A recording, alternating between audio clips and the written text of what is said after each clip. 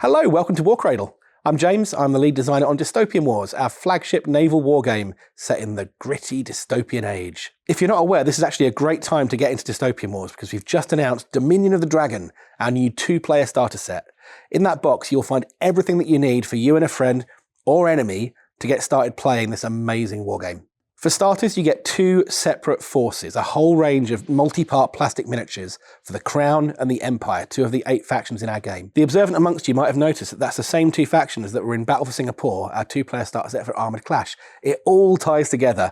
Dominion of the Dragon literally picks up the story where Battle for Singapore left off, and we get to see the outcome of that conflict and how it now affects a whole new range of things. But this time, it's at sea. So let's talk about those miniatures in more detail. For the Crown, you've got a whole bunch of surface ships, but also, for the first time ever, you've now got the new Crown Dominion Support Squadron sprue.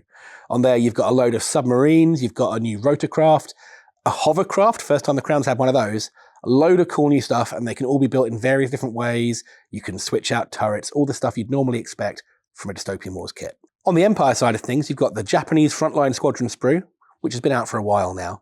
More excitingly, you've got the Korean Aerial Support Squadron, and that is awesome. You've got 3 types of Draconic Colossus, as well as a whole load of Korean air cruisers. Wait a second, I nearly forgot Bangpei Explosive Automata. They look like box kites, they move like box kites, but they explode in huge alchemical conflagrations. You also get a bunch of merchant vessels and Stygian platforms, which you can use as terrain. They can come up in scenarios and different things, or you can add them to your fleet, either one of those fleets. So if you're buying this, not just for the campaign, but to literally expand your force, you've got a whole bunch of stuff in there you can use, whichever one of those you're going for. But of course, it wouldn't be one of our 2-player starter sets without giving you enough stuff for 2 people to split this evenly and get everything. So that means 2 rulebooks, 2 decks of cards, 2 sets of dice, 2 sets of tokens. You're not going to be fighting over who gets what. If you and a friend get to pick, I'm going to be Crown, you're going to be Empire, you can take a whole load of stuff that is just for you. That's great. There's nothing worth having to fight over who gets the rulebook. No need for that here. And last but not least, you get the Dominion of the Dragon campaign booklet, which gives you a set of scenarios that will teach you the game as you go, gradually introducing more complex units. So by the time you've played through all of those, you'll be able to just play a full game. Honestly, Dominion of the Dragon is such a cool way to get into Dystopian Wars. Whether you're coming at it as a new player, you've been away for a while, or if you're an established admiral with hundreds of campaigns under your belt, it's really good. Check it out. You will not be disappointed. But that is not all. Speaking of those established admirals with loads of time under their belt, if you've been playing for a while, you'll be aware that last year we launched a new edition of Dystopian Wars. That's why we've got a new 2-player starter set coming out. As part of that, we released ORBATs, that's Orders of Battle, for all 8 factions in what we call a launch format. So if you're coming into the game, you've got your rulebook, you've got your models. The ORBAT gives you the specific rules for those models for your faction.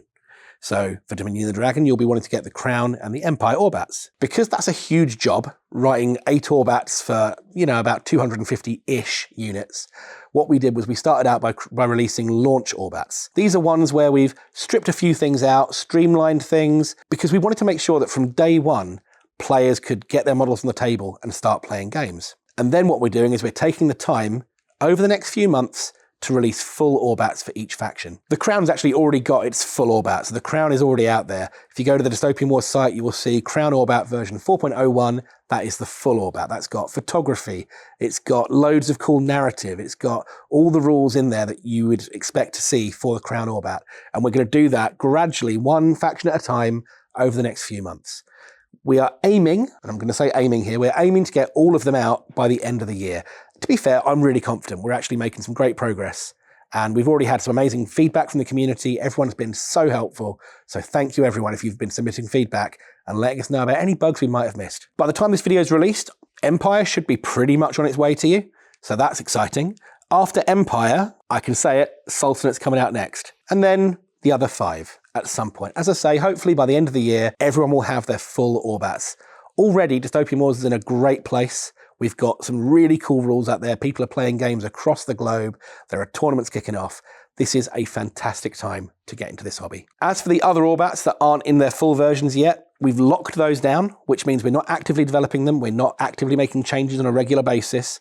So that means you can comfortably download them and know you're going to be playing games with a stable set of rules for a fair bit of time. We've actually got a system by which we decide when we update ORBATs. Let me tell you about it. First of all, when we go from launch to full. as I've already said, that's one of the times we're going to update things.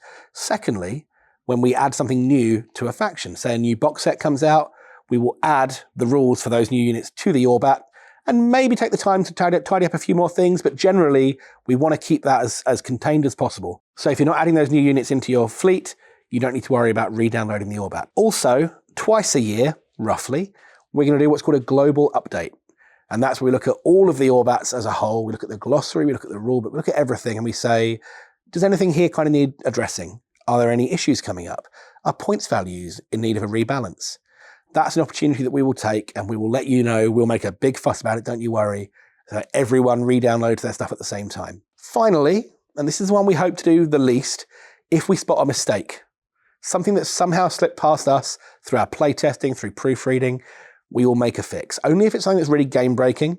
We don't want to make these changes lightly, but we want to make sure that you're playing games with rules that you can trust.